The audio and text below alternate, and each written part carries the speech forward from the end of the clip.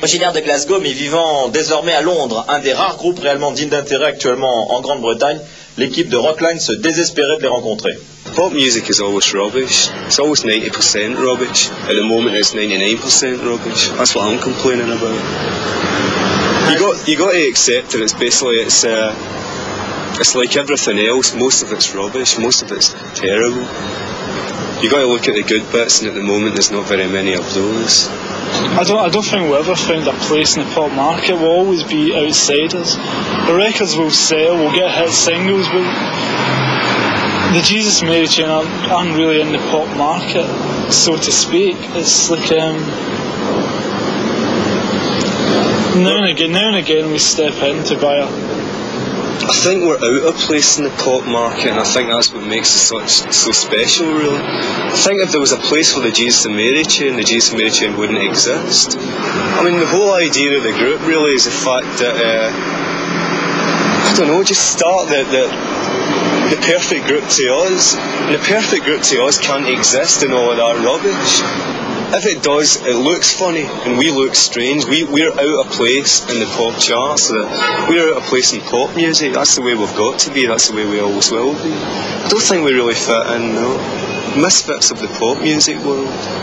So Jesus and Mary Chain's a brilliant name. We needed a name in a hurry. We had a gig before we had a name. We had to get a name pretty quickly.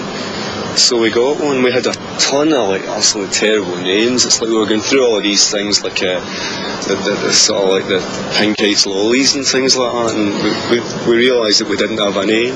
So like that, I said, think of a quick name, and he did it. That's probably got a lot to do with the kind of person he is. That probably says a lot about William Reid as a person, I would say.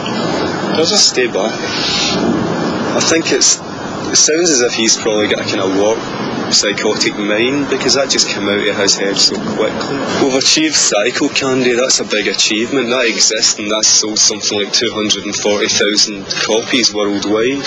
That's a big achievement, because it isn't an easy LP to listen to. It's loud, it's noisy, it's extreme, and we've made 240,000 people go out and buy such an extreme record.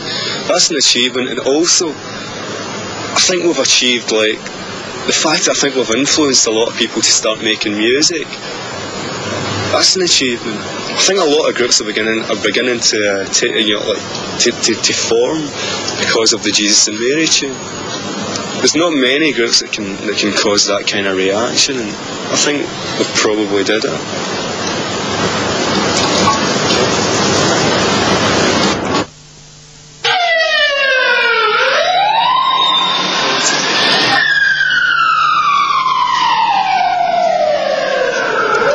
So Glasgow was another place that had an inferiority complex about pop music. For something like 150 years nobody made any music, and then a couple of groups came along and that was it. Glasgow had a music scene, a tailor-made music scene, and it's not really done anything since. I think it had one good group, and everybody gets so carried away with this good group that they all started a group that was exactly the same.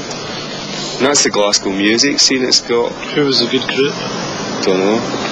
The trouble with Glasgow is there's these 8 guys that keep starting different groups every weekend. That's true. There's about 8 guys in Glasgow, and they start a group, they have a single, it's a flop, and they start another one. And that's the way Glasgow's always been. And it's just this small crowd of people that start 25 different groups, and I don't know who the most recent success from Glasgow is, but if you go and examine that group closely, I bet you every single member of that group's been in about 4 other groups. Check it out and you'll find it. One of them's been in Auto Damages, and one of them's been in Frozen.